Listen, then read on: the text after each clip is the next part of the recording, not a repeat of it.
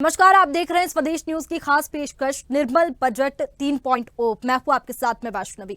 वित्त मंत्री निर्मला सीतारमण आज आम बजट पेश करेगी। वित्त मंत्री निर्मला सीतारमण वित्त मंत्रालय पहुंच चुकी है। नरेंद्र मोदी सरकार के तीसरे कार्यकाल का ये पहला बजट होगा।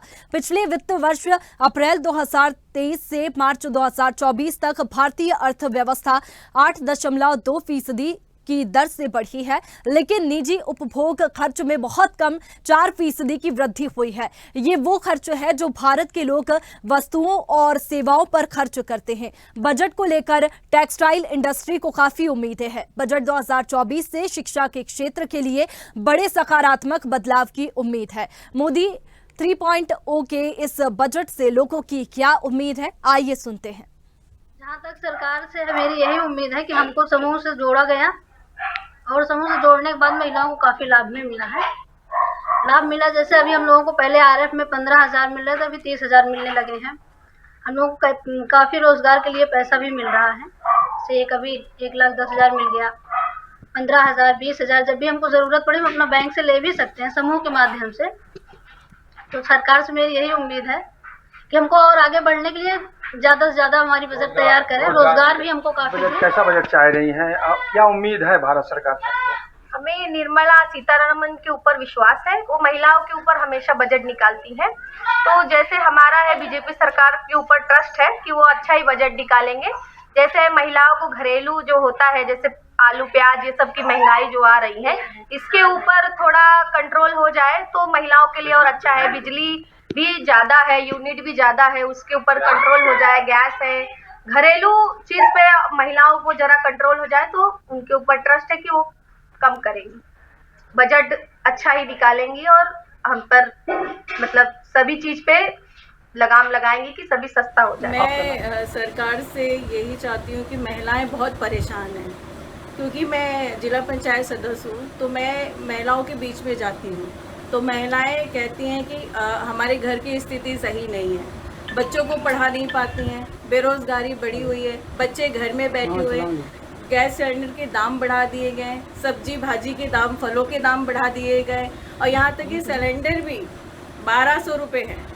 तो जो इन्होंने मुफ्त दिया है सिलेंडर, वो किस काम के लिए मुफ्त दिया है? अगर सिलेंडर मुफ्त देना है तो आजीवन उनको मुफ्त दे सरकार। और क्यों सिलेंडर देने के बाद उनको हर महीने 1,200 रुपये देना पड़ता है सिलेंडर भराने के लिए? तो बताइए क्या इन्होंने मुफ्त दिया? और चलिए इसी पर ज्यादा जानकारी के साथ भोपाल से अनिरुद्ध हमारे साथ में लाइव जुड़ गए हैं। अनिरुद्ध, आज केंद्र का बजट आने वाला है और सबकी कई उम्मीदें हैं कि कोई राहत इस बजट में मिलेगी। महंगाई का मुद्दा हो, गृहिणियों का मुद्दा हो या फिर युवाओं को, कई तरह की उम्मीदें हैं। देखिए, अब से कुछ ही घंटों बाद मोदी सरकार 3.0 का आम बजट आने वाला है। और जहां तक बात करें तो कल सरकार ने अपना आर्थिक सर्वेक्षण पेश किया और आर्थिक सर्वेक्षण में वित्त मंत्री निर्मला सीतारमण ने कई महत्वपूर्ण बातों की जानकारी दी। और सबसे बड़ी बात थी कि मध्य प्रदेश के कुछ नवाचारों को उन्होंने आर्थिक सर्वेक्षण में शामिल किया, जिसमें इंदौर के कुछ प्लांट्स आदि शामिल थे। और आर्थिक सर्वेक्षण में भी सरकार ने संकेत दिए कि आने वाला बजट लोक लुभावन की जगह आम जनता के लिए होगा, आम लोगों के लिए होगा। और आज की बात करें तो आज सुबह वित्त मंत्री निर्मला सीतारमण संसद पहुंच गई हैं। उनके पहले वित्त राज्य मंत्री पहुंचे थे और वित्त राज्य मंत्री ने अपने बयान में स्पष्ट कर दिया कि मोदी सरकार 3.0 का बजट सबका साथ सबका विकास वाला होगा। यानी सरकार बजट बड़ी संभल के ला रही है और इसलिए भी संभल के ला रही है कि इस बार सरकार को 400 पार के नारे के नाते उतनी अपेक्षित सीटें नहीं मिली। इसलिए सरकार का पूरा जोर है कि बजट में आम बजट में आम लोगों का खास ध्यान रखा जाए। और जहां तक बात करें तो इनकम टैक्स स्लैब में बदलाव सरकार कर सकती है। इसके अलावा महंगाई, इन्फ्लेशन से पूरे देश की जनता थोड़ी परेशान है, तो महंगाई से भी सरकार राहत दे सकती है। कई खाद्य पदार्थ और अन्य प्रोडक्ट्स को सरकार सस्ते कर सकती है। इसके अलावा लोन आदि में भी सरकार बड़े फैसले कर सकती है। और इस वक्त भोपाल में हमारे साथ कुछ नागरिक मौजूद है और हम उनसे जानने की कोशिश करते हैं कि किस तरह का आम बजट वे आने की संभावना व्यक्त कर रहे हैं। जी, ये मोदी सरकार का तीसरे कार्यकाल का बजट है। 1.5 अरब की जनता का संभावनाओं का बजट है और मेक इन इंडिया के माध्यम से मुझे लगता है कि बहुत सारे लोगों को इसका लाभ मिल रहा है और भविष्य में मिलेगा। सबसे बड़ी बात है कि हमारी जो अर्थव्यवस्था की प्रगति है पूरे विश्व में लगभग बहुत ऊंचाई पर है और महंगाई दर तुलनात्मक सबसे नीचे है। तो ऐसी स्थिति में देश में जब ये बहुत सारे निर्माण कार्य को और सपोर्ट मिलेगा सरकार की ओर से, बहुत सारे मेक इन इंडिया के कार्यक्रम चल रहे हैं और बहुत सारी योजनाएं हैं, हर घर नल, जल, सड़क, रोड, बिजली, एयरपोर्ट सब बन रहा है, तो कहीं ना कहीं लोगों को काम भी मिल रहा है, मांग और आपूर्ति के सिद्धांत लगातार चल रहा है। तो ये आने वाले जो हम 5वीं अर्थव्यवस्था से तीसरी में ऐसे ही पहुंचेंगे, और तीसरी पहुंचने का अर्थ है बहुत बड़ा बदलाव, भारत में नहीं पूरे वैश्विक स्तर में बदलाव। इसलिए लेकिन अभी आम जनता थोड़ी महंगाई से परेशान है, तो आपको लगता है कि महंगाई से सरकार राहत देने की कोशिश करेगी इस बजट में? निश्चित रूप से सरकार का जो प्रयास होता है, सबसे बड़ी बात होती है मांग और आपूर्ति। सरकार अपने स्तर में तो योजना बनाएगी, लेकिन किसी वस्तु की यदि मांग अधिक है, आपूर्ति कम है, तो वो बाजार तय करते हैं। सरकार की नियंत्रित वस्तुएं हाँ सीमा में रह सकती हैं, सरकार एक प्रयास कर सकती है, पर 1.5 अरब की जनता में इतना संभावनाएं, इतनी बारीक संभावनाएं देखना बड़ा कठिन हो जाएगी। मोटी संभावना देख सकते हैं। इनकम टैक्स स्लैब में कुछ बदलाव की संभावना इस बार व्यक्त की जा रही है। मुझे लगता है कि सरकार को करना चाहिए, इससे वास्तविक जो करदाता है वो कर चोरी से बचेंगे। सरकार को मोटे मोटे सीधे सीधे 3 स्लैब और कम से कम स्लैब रखने चाहिए, बहुत उलझाने वाला नहीं, ताकि एक सामान्य नागरिक हम सोच सके कि मेरी इतनी आय, मुझे इतना देना है, ना कि मुझे सीए के पास जाना है, ना कि मुझे बहुत गणित लगानी है। सीधा सीधा होना चाहिए कि आपने इतनी कमाई इतना, ना ये छूट होने चाहिए, ना बार बार की उसमें ये धारा की छूट, वो धारा की, कोई सब उलझा नहीं, सीधे सीधे आप इतना कमा रहे इतना टैक्स दीजिए, बाकी सब फ्री। ये उलझाने वाला नहीं होना वित्त चाहिए। मंत्री निर्मला सीतारमण लगातार 7वीं बार रिकॉर्ड बजट पेश कर रही है और रिकॉर्ड बनाने जा रही है। सबसे पहले मोदी सरकार को तीसरा बजट पेश करने के लिए और हमारे वित्त मंत्री जी को 7वां बजट पेश करने के लिए बहुत बहुत बधाई। जहां तक बजट है उसको हमेशा ब्रॉडर प्रोस्पेक्ट में देखना चाहिए, क्योंकि हमेशा देश इंटरेस्ट में होता है। इसके 2 पार्ट होते हैं, एक होता है लोकल इकोनॉमिक्स, एक होता है ग्लोबल इकोनॉमिक्स। लोकल इकोनॉमिक्स के स्तर पर हमको जो सुधार करना चाहिए, या जो सरकार का जो मैं परफेक्ट समझ में आ रहा हूँ, एक तो होता है टैक्सेशन स्लैब। टैक्सेशन स्लैब में निश्चित ही स्टैंडर्ड डिडक्शन एक बहुत बड़ी बात होती है, उस पर सुधार करना उनको जरूरी है, टैक्सेशन में छूट देना जरूरी है, और साथ में महिलाओं के लिए जो है अलग से एक टैक्स स्लैब की बात की जा रही है। और मेरे को लगता है कि अभी जब 11 बजे जब बजट पेश होगा तो हमारी वित्त मंत्री जी इसमें जरूर बड़ा ऐलान करेंगी। उसके अलावा एनबीएफसी जो होता है, एनबीएफसी का जो एनपीए जो सेक्शन होता है, ये अपने आप में बहुत बड़ा हमेशा चुनौती होता है, उस पर भी सरकार ने काफी कुछ वर्कआउट तो किया है। तो मुझे लगता है कि इस पर भी हमें बड़ा बदलाव देखना पड़ेगा। और जहां तक इंटरेस्ट और ब्याज की बात है, आरबीआई को अनिरुद्ध, अगर बात करें तो महंगाई की राहत की उम्मीद सभी लोग देख रहे हैं, और शुक्रिया आपका तमाम जानकारी के लिए। आगरा से फरहान हमारे साथ में जुड़ चुके हैं। फरहान, आज बजट पेश होने वाला है और बात की जाए तो कई लोगों को इस बजट से कई उम्मीदें हैं। कैसी तस्वीरें फिलहाल सामने आ रही है, और आगरा की बात करें तो क्या उम्मीदें हैं लोगों को? जी वैष्णवी जी, आपको बताते चलेंगे मोदी सरकार का 3.0 मोदी सरकार का बजट आज पेश होने जा रहा है। जनता को उम्मीद है कि ये जो बजट आएगा मध्यम वर्ग के साथ साथ गरीब परिवार के जो लोग हैं उनके लिए राहत लेकर आएगा। वही किसानों की बात की जाए तो किसान भी आस लगाए हुए हैं। शिक्षा, स्वास्थ्य और गरीबी को लेकर भी इस बजट को लेकर आस लगाई जा रही है। जो बजट पेश आज होने जा रहा है वो इन सभी बातों को लेकर राहत की बात लेकर आएगा। कल हमने कई समाज सेवी और भारतीय जनता पार्टी के सत्ताधारी नेताओं से बात की, विपक्ष के लोगों से बात की, तो सत्ताधारी नेताओं का कहना था ये जो बजट है वो स्वास्थ्य को लेकर भारी जो है खुशखबरी लेकर आने वाला है, जिसमें 70 वर्ष के ऊपर के जितने भी लोग हैं उनको आयुष्मान कार्ड से जोड़ा जाएगा। उनको 5 लाख रुपए तक का जो स्वास्थ्य बीमा है उसका लाभ मिलने जा रहा है, जिससे कि बड़ी राहत जो है स्वास्थ्य को लेकर जो 70 वर्ष के ऊपर के जो लोग हैं उनको मिलने जा रही है। भाई विपक्ष की अगर बात किया, विपक्ष के लोगों का कहना था कि ये जो बजट आज पेश होने वाला है, जो पिछली जो सरकार है उनकी नकारात्मक तरीके से जो पेश होने वाला है, इसमें बिल्कुल भी राहत नहीं मिलने वाली है। सिर्फ एक टाल मटोल तरीके से बजट पेश किया जाएगा, मध्यम वर्ग को सिर्फ झुंझुना पकड़ाया जाएगा। लेकिन बजट की अगर बात की जाए तो बजट जो है मध्यम वर्ग को और उच्च शिक्षा को लेकर और स्वास्थ्य को लेकर सोचने के तरीके से बनाया जाना चाहिए। लोगों को राहत मिलनी चाहिए। महंगाई जो बढ़ती जा रही है उस पर भी विचार करने चाहिए। स्वास्थ्य और शिक्षा की तरफ भी बजट को देखना चाहिए। बजट जो भी पेश हो मध्यम वर्ग को देखते हुए पेश किया जाना चाहिए। स्वास्थ्य, रोजगार और शिक्षा को लेकर बजट पेश होना चाहिए। जी, ये बिल्कुल फरहान, आज के समय में महंगाई सबसे बड़ा मुद्दा है और हर कोई चाहता है कि महंगाई से थोड़ी तो राहत मिले, और ऐसे में ये उम्मीदें इस बजट से लगाई जा रही है कि जो आज बजट आने वाला है उसमें लोगों को कुछ राहत महंगाई से तो मिलेगी। और साथ ही अगर युवाओं की बात करें तो जो युवा रोजगार की तलाश में है वो भी इस बजट से उम्मीद लगाए बैठे हैं कि रोजगार के नए अवसर शायद इस बजट में मिल सके। जी बिल्कुल, बात की जाए तो युवाओं की, तो युवाओं का लगातार कहना है कि शिक्षा के लिए हम पढ़ाई करते हैं, पढ़ाई होने के बाद हम टेस्ट में बैठते हैं, टेस्ट के बाद में जो पेपर लीक आउट हो जाते हैं, उनकी एज ओवर हो जाती है, उसके बाद में उनको परिणाम जो है नील रह जाता है। तो साफ तौर से कहना है कि जिस तरीके से शिक्षा के लिए प्रति सरकार चिंतित है, चिंता के लिए बात करती है, जिस तरीके से पेपर आउट हो जाते हैं और पेपर जो है कैंसिल हो जाते हैं, उस तरफ भी सरकार को ध्यान देना चाहिए। ऐसे माफियाओं के खिलाफ भी कार्रवाई करनी चाहिए। वही शिक्षा के साथ साथ रोजगार के लिए भी सरकार को इस तरफ ध्यान देना चाहिए, और जो बजट आए उसकी तरफ साफ तौर शिक्षा, स्वास्थ्य और रोजगार की तरफ साफ तौर से आना चाहिए। बजट जो भी आए वो लोगों, युवाओं के लिए भी आना चाहिए। जी चलिए फरहान, आप बने रहिए हमारे साथ में, आगे और जानकारी आपसे लेंगे। उत्तर प्रदेश से समीर हमारे साथ में लाइव जुड़ चुके हैं।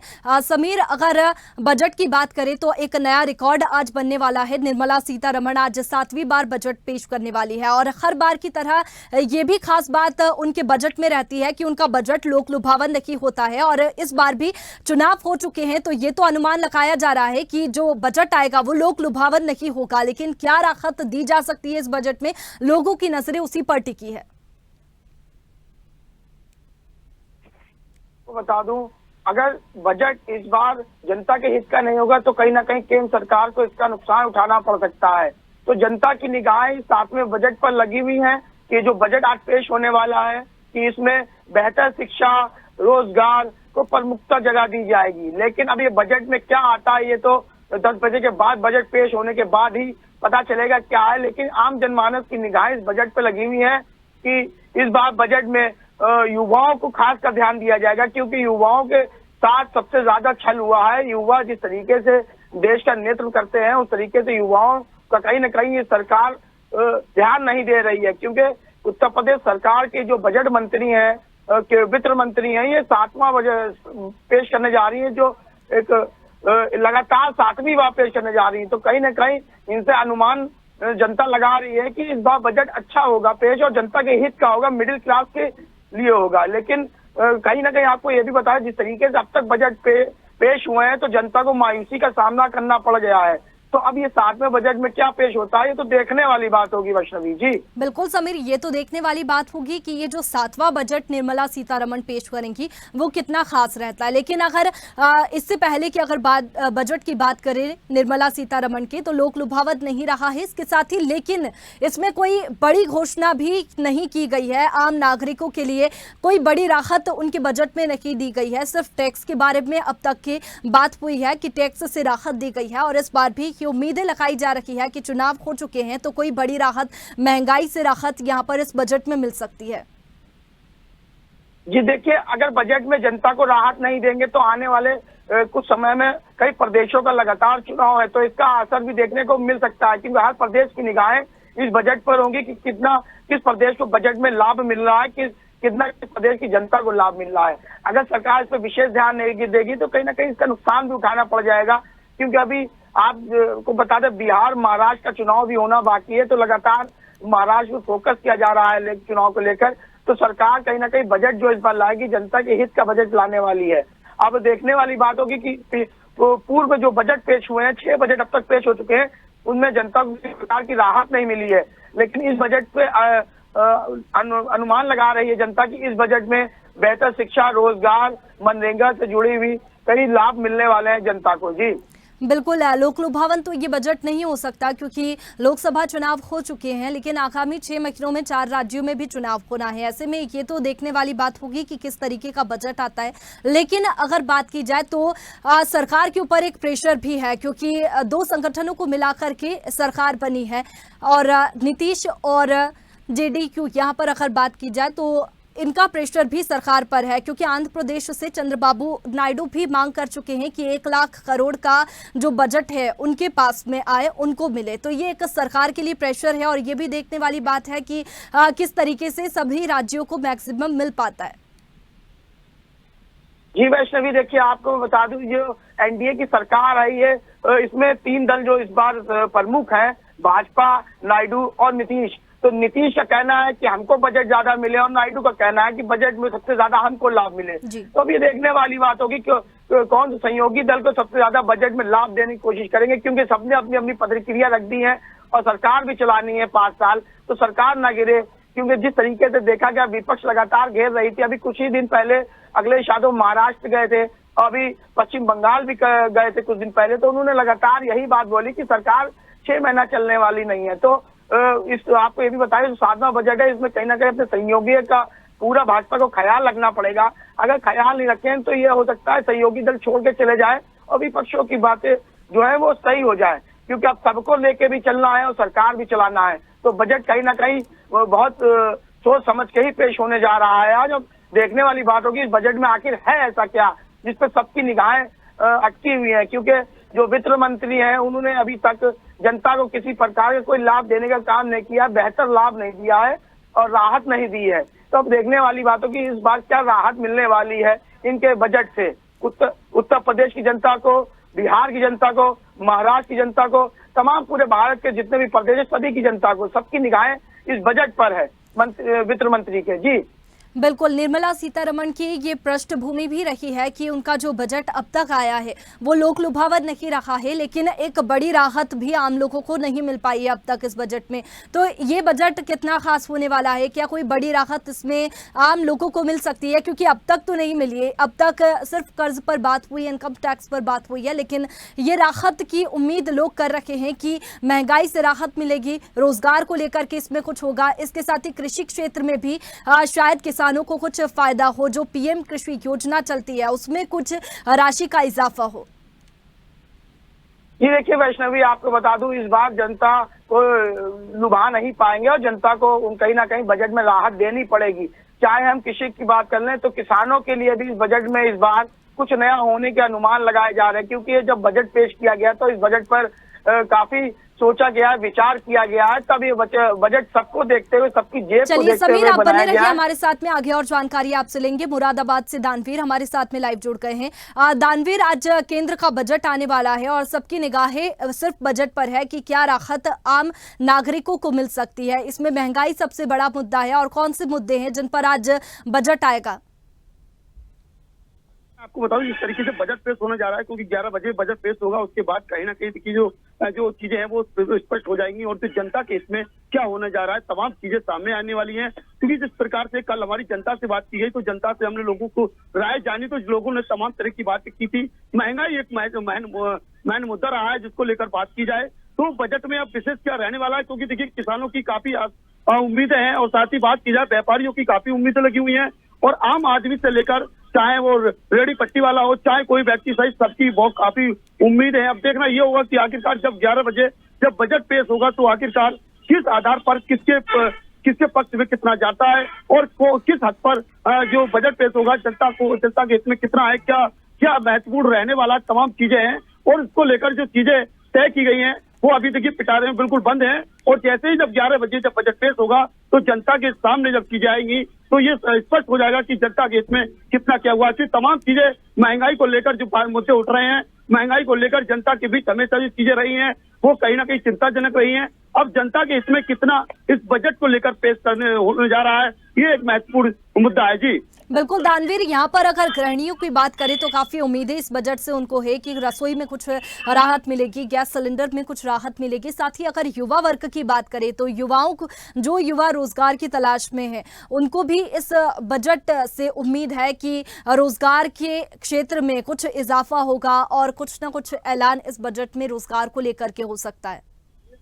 बिल्कुल, देखिए युवाओं की बात करें तो युवाओं से भी हमारे लगातार हमारे द्वारा बात की गई, ग्राउंड जीरो पर जाकर युवाओं से बात की गई तो युवाओं का तमाम तरह की बातें, किसी नौकरी समझते चाहता तो ये जो युवा थे उनके तमाम सवाल थे, तमाम उम्मीद है उन्हें भी कि अब आने वाले बजट जो पेश होने जा रहा है केंद्र सरकार का, उसमें कुछ ना कुछ युवाओं के लिए नया होने वाला है। साथ ही बात आप देखिए रसोई गैस की बात कर रहे हैं तो कहीं ना कहीं बजट में भी इसका ध्यान रखा गया है, और इसको लेकर जिस तरीके से जो बजट में जो पेश होने जा रहा है कहीं ना कहीं इससे भी राहत मिलती हुई नजर आ सकती है, क्योंकि तमाम तरह की जो चीजें तय की गई हैं वो अपने आप में एक महत्वपूर्ण है।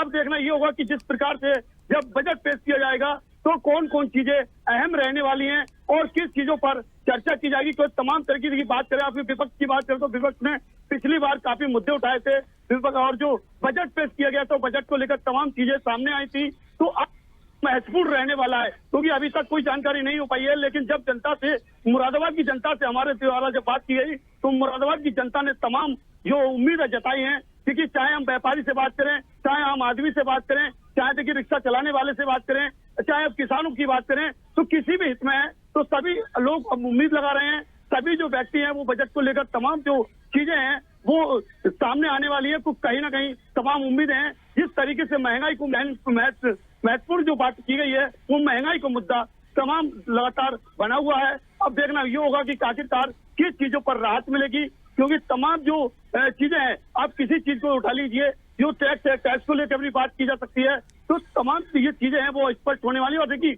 11 बजे जब बजट पेश होगा उसके बाद जो स्पष्ट हो जाएगा किसके हित में कितना हुआ है, और किसानों को क्या राहत मिली है, आम जनता को क्या राहत मिली है, और जो मजदूर हैं और युवाओं का जो मुद्दा लगातार चर्चाओं में रहा है उनको कितनी राहत मिलने वाली है, तमाम चीजें वैष्णवी जी। बिल्कुल दानवीर, कई मुद्दे हैं जिन पर कि आज बजट पर उम्मीदें हैं लोगों को, लेकिन अगर मोदी सरकार की बात करें तो विकसित भारत की बात यहां पर मोदी सरकार करती है, और विकसित भारत के लिए अभी इकोनॉमिक रिपोर्ट में यही सामने आया है कि बेरोजगारी ज्यादा है और युवाओं को नौकरी नहीं मिल पा रही है। इसकी वजह से जो भारत है, देश है, नीचे जा रहा है और बेरोजगारी को घटाना ये सबसे बड़ा मुद्दा है। तो 2047 की बात यहां पर की जाती है कि 2047 तक विकसित भारत होगा। ऐसे में नौकरियों पर, युवाओं पर ज्यादा फोकस करने की जरूरत है। देखिए ये तीसरी बार केंद्र सरकार का बजट है, तो उसमें कहीं ना कहीं युवाओं को लेकर देखिए जिस प्रकार से युवा वंचित रहा है हर चीज से, और जिस तरीके के सवाल जो युवाओं की तरफ से उठाए गए हैं, और विकसित भारत का आपने जिक्र किया, तो विकसित भारत जब युवाओं को रोजगार मिलेगा, युवाओं को नौकरियां मिलेंगी, तमाम जो चीजें हैं बजट में यदि कुछ इस प्रकार का होता है तो विकसित भारत की ओर जिस प्रकार से हमारे देश को बढ़ावा मिल रहा है, सरकार लेके जा रही है, वो कहीं ना कहीं एक महत्वपूर्ण रहने वाला है। क्योंकि ये बजट बहुत कुछ तय करने वाला है, ये युवाओं के लिए बहुत महत्वपूर्ण रहने वाला है, महिलाओं के लिए बहुत महत्वपूर्ण रहने वाला है, तमाम महंगाई को लेकर भी महत्वपूर्ण रहने वाला है। जो टैक्स की बात लगातार की जा रही है, जो टैक्स की बात की जा रही है, तो वो उसको लेकर भी कहीं ना कहीं महत्वपूर्ण रहने वाला है। लेकिन विकसित भारत की बात जब अब की जाती है तो कहीं ना कहीं उसकी तरफ बढ़ता हुआ नजर आता है। तो लेकिन अब इस बजट को लेकर यदि युवाओं को इसमें कुछ राहत मिलती है तो विकसित भारत की तरफ कदम बढ़ सकता है। लगातार जिस 2047 का जिक्र किया जा रहा है, जो आपने किया, उसको मैं भी यही दोहराऊंगा कि इस तरह से अगर युवाओं को इस विकसित भारत की ओर बढ़ाना है तो युवाओं को रोजगार भी देना होगा, युवाओं के हित में सोचना भी होगा, नया कोई ऐसा चीजें जनता के बीच देनी होंगी सरकार को, जो जनता को राहत मिले, और जो महंगाई तमाम तरह की बढ़ती चली जा रही है उससे जनता को राहत मिले।